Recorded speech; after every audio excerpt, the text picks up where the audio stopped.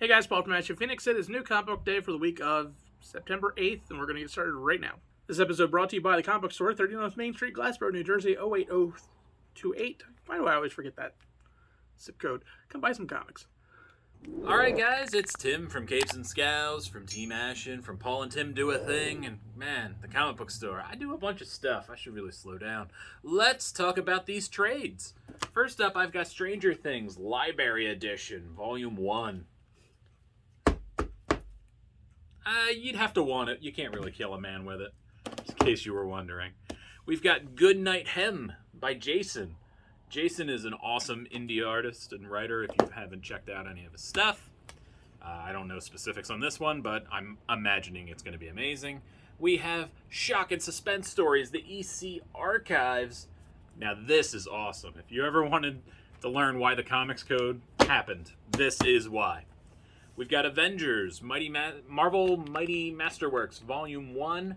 This is issues 1 through 10 of the Avengers, so it's a ton of first appearances in there, including Kang. That's a good one. We've got 7 to Eternity, Volume 4. This Remender book is just so sweet. And it's taken a while for Volume 4 to come out, but it's here, so you can rejoice. We've got Deep Beyond, Volume 1. It's Mirko Andolfo, so it's actually amazing, right? That's how that works. We got X Factor, Volume 2. It's a weird team in this X Factor, but I'm not completely against it. We've got Basket Full of Heads, Joe Hill book, horror. This was good. I reviewed issue 1 and maybe 2 of this. There is a sequel coming out. I won't spoil its awesome title for you. The next Batman, Second Son hardcover. This is collecting the Future State tie-in books. We've got Batman Fortnite 0 Point, which has a bunch of codes, which you would have got with the issues. So you could have all been nicer to me when the issues were coming out, and you could just bought this and got all your codes and not been so mean to me. That's Batman Fortnite's coming out every week. Just stupid Batman Fortnite. And then Batman Joker Harley Criminal Insanity. Yeah, man. Nah, can't kill a man with this either. This had really gorgeous art. Really did. But big magazine size, which I'm on the fence about. First up, we have Not All Robots, issue number 2. Oh, man. Yeah, again, if the first issue didn't piss you off, you're fine. This is more of the same of that issue as we deal with the aftermath of what had happened in the first issue and how one side is clearly trying to gaslight the other, like it's not that big a deal. Why are you worrying about that? And then, I love this book. I love how much this book really mirrors our world and the callousness of certain sides of the debate, and that's kind of what's you're supposed to be looking at here. It's going to be very interesting to see how things escalate on both sides, to the people who think that are right and the people who have been wronged in this situation as they go forward. And robots just keep screaming. It's like, well, it's not all of us. Where have you heard that from before? That should give you an idea of what's going on with this book. But yeah, the aftermath of the first issue does not go the way it's supposed to go, at least in the eyes of the bereaved and the injured, and that sets off a chain reaction that is going to ripple through the rest of the book. So definitely grab this if you haven't before. It's a very interesting read. But again, if you're one of those people that are just like, keep politics out of my books, this is not the book for you. Skip this book if you think comic books aren't political, because it's just going to make you mad. All right, so I enjoyed all of my books, Paul. But I enjoyed all of my books a lot, to where I didn't know what I should make my pick of the week. So I think it's fair. I'll let other people have it. I'm going to start with Kyle Starks. What? I'm going to start with, Kyle, you know the truth. But he paid us. No. He did not pay us. I wish he paid us. He I will. wish someone paid us. If somebody wants to pay us, I guess you could. But it won't be Kyle, because Kyle doesn't need to pay us. So, 6 Sidekicks of Trigger Keaton, issue 4. This book keeps going. It's so good. You have a bunch of his sidekicks and movie sidekicks finally kind of getting closer to the end here of the reveal of who murdered Trigger Keaton. and I think all the players are pretty much in place, and it should really start progressing to a finale soon. Really good stuff, though. There is a lot of violence in this issue because people just gotta fight. There's a stuntman war going on, and you get pretty cool ways that all these inept sidekicks find a way onto the movie lot that they are banned from. Really cool intro to the new sidekick, the new one that we're meeting, and his ties to Trigger and the cool movie that he did.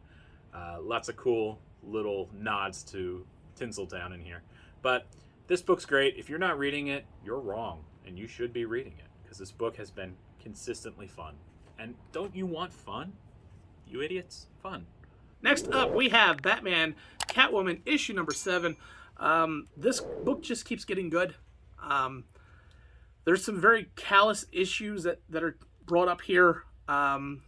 You see that you see a lot of what you didn't see in the Batman issues. You didn't see how complex and how difficult this relationship between Batman and Catwoman actually is, and how things early on really did ripple through and hurt them in very real ways, even to the very end of this storyline. We're halfway through.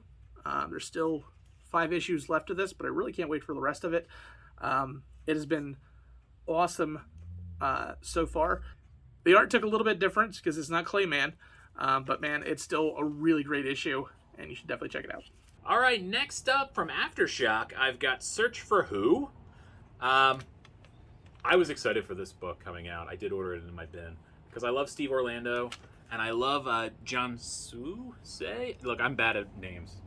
I just got a bad history of names. But he did Run, Love, Kill that I liked, and he did Sarah and the Royal Stars. I might have got it right.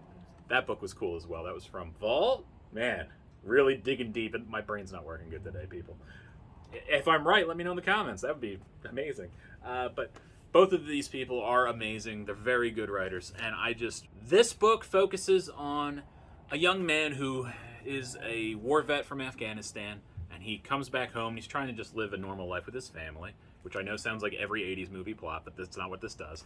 And he finds out that his mother is actually part of a lineage, and there's a blood feud going on, and they're not having it anymore. So he is all of a sudden thrown in the middle of this ancient blood feud that dates back to many, many decades prior to him. And he is dealing with this the best he can. Both his parents do end up getting shot up, and they're all in pain, and that's kind of how he figures it out. That's how this all comes to the surface. And he has to try to figure out what to do. He is very stubborn. He definitely wants to go murder everybody and solve it that way. And he kind of sets off on that path. So it's a really cool story. It's going to be super over-the-top violent, but it's kind of like a John Wick kind of story. It's really good, and I had a great time reading it. So check it out, because everybody worked on this book, did a great job. Next up, almost my pick of the week. It is DC's The Conjuring, The Lover, issue number 4. This is the penultimate issue, the issue before the end. And wow, things have just gone really bad to worse for Katie as she is booted out of school and kind of coming to terms with what has happened. So much is taking over her body and her mental state, and we don't know where that's going. And we get somewhat of a ray of light, and then that ray of light is destroyed. And the backup story, I will continue to say, is probably better than the actual story. I love the back stories. Some of them are just ghost stories. Some of them are background from actual things from the Warrens museum. And yeah, this book just keeps going. I'm sad that we're going to end up done after this issue. I hope there's more. I hope we get more stories like this from the DC Horror Collection, particularly Conjuring. I would love to see more issues come from this universe. Pick it up. All right, time for my pick of the week. Paul, do you know what my pick of the week is? Yes, I did, because we just filmed this twice, you fool. It's not my fault. Listen, I figured starting over was easier than editing that, all right? I'm helping you. I understand. You're welcome. It's May's book, #1. It's by Jeff Lemire, who does the arting and the writing, and I loved this book. It's from Dark Horse, and it is about a man who is dealing with grief. His daughter apparently passed about a decade ago, and he is just slumped into routine. This book has a lot to do with mental health and how this guy copes with his day-to-day routine, and it's really crazy visuals. He has a very cool art style if you're not familiar with Lemire, but he really talks about this sweater that his daughter used to always wear and how it's all ratty and beat up, and she would always rescue this sweater every time they tried to throw it away.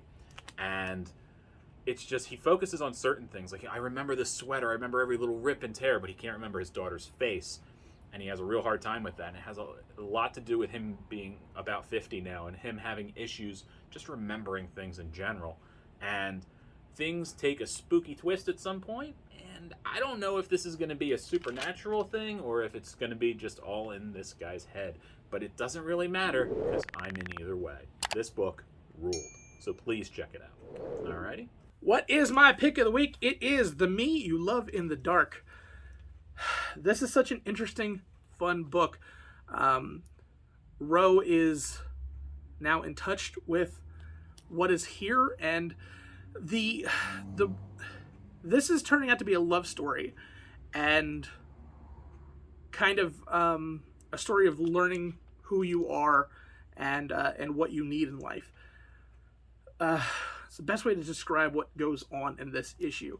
You get the dialogue between herself and whatever is living in this house is really sweet and fun, but it's still creepy, and it's still kind of like unnerving because we, like, just like she knows and we know, we shouldn't be talking to this, and we shouldn't be anthropomorphizing it. That's not the word, but it's the same concept where we're taking something that isn't human and giving it human qualities and thus trusting it as a human, and that's going to end up leading to problems. But man, this has been such an amazing series. The art is spectacular in this book, and the writing has been great. Even on the pages where there is no writing, the story is so well fleshed out in the panels that I love it. So you should definitely grab this. If you haven't already, grab the first issue and then check this one out. Alright guys, that is it. Thank you for getting all the way to the end of the video with us. It was a little extra long one today. That was good. So, yeah. Technically, way longer for us. It's very long for us. But thank you for checking it out. Leave a comment below if any of these issues you picked up and you enjoyed them. And if you think we're completely wrong, I'm okay with that too. Make sure you check out our other channel, Paul and Tim Do a Thing, where we do reactions to music. 2 videos out this week. 2 videos this week, so that'll be fun. Just like we had 2 videos last week. 2 videos last week, and it was fun, so there you go. That's about it. I mean, you know us, you know our normal stuff. Hey, make sure you subscribe.